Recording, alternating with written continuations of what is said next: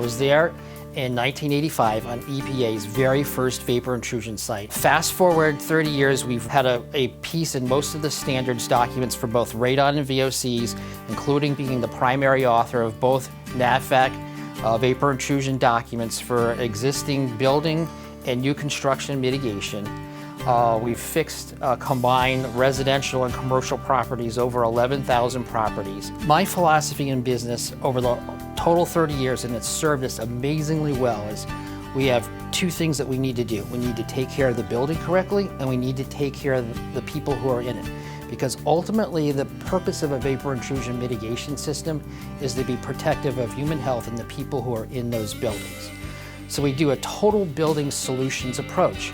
Another cool thing that those patents have built into it is that we have a patent on discharging soil gas relative to regulatory standards based on the vapor dynamics technology. So we have a lot of things that we can offer our clients right out of the box. We have the experience, we have the patents, we have the technology, and we have the right energy efficient solution for our clients.